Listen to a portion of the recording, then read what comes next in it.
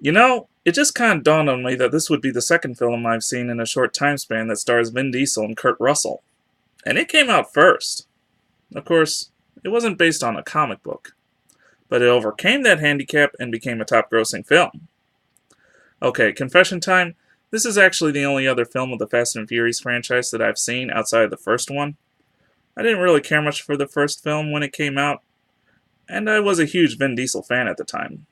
I still am a bit of a fan of his, but the fire that burned passion for that bald muscle man with a deep basso profundo voice that got rather lukewarm over time. It didn't help matters any that he failed to appear in Too Fast, Too Furious, the first of many sequels of this franchise, and only appeared briefly in Tokyo Drift, which I didn't know about at the time. By the time he actually did appear in the franchise again, as a main character, my fandom interests moved on to other things. So why did I even bother to watch this entry, The Fate of the Furious?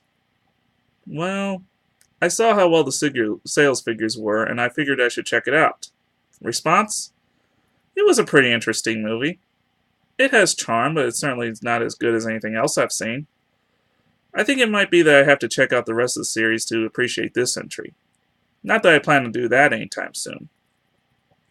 The movie starts off with Vin Diesel's Dom Toretto and Letty Ortiz, portrayed by Michelle Rodriguez, on their honeymoon, when circumstances lead Dom to defend his cousin Fernando, who's having his car taken from him by local racer Raldo.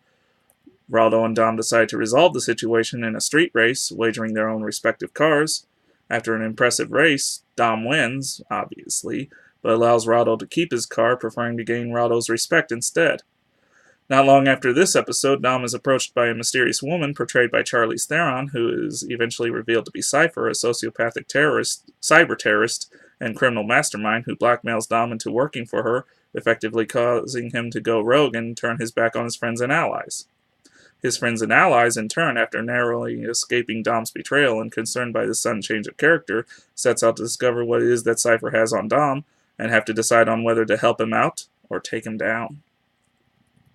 Okay, so going with what little I know about this franchise, what works for me? Well, since this is what it's mostly well noted for, I'd have to say some of the chase scenes were fun to watch. Most people will probably point out the scene from the trailer in which Cypher hacks into a bunch of autonomous vehicles that causes them to drive out of the parking garage like lemmings jumping off a cliff.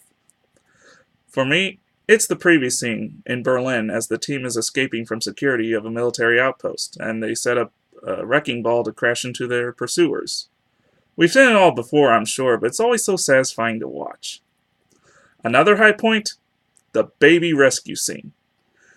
Near the climax of the film, Jason Statham's character, Deckard Shaw, has to rescue a baby, and it is the most awesome and hilarious thing I've ever had to watch.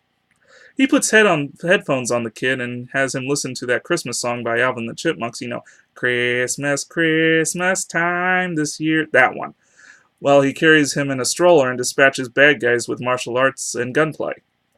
Kind of how you expect Jason Statham to do it, but with a headphone-wearing kid and a baby carrier. And every so often, he checks up on the kid and asks how he's doing. The kid always makes these gestures like, "I'm cool, buddy. Just keep killing bad guys." And really, can we get more of that?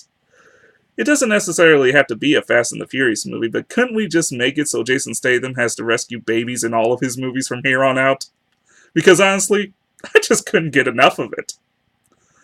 The weakest part of this movie, I'd have to say, is the villain Cypher.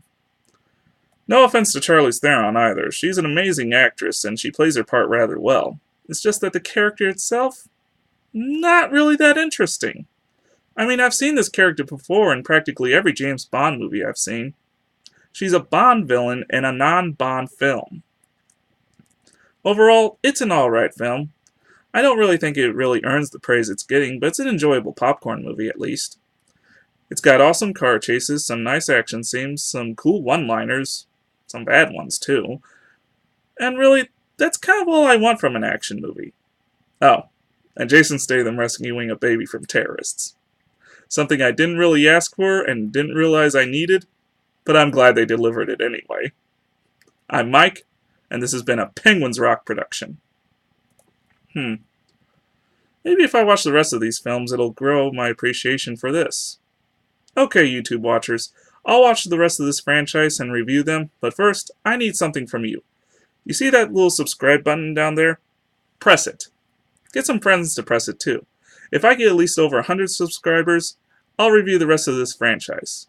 You heard it here, folks. Over 100 subscribers, and I review the Fast and Furious film franchise. So go ahead, click subscribe.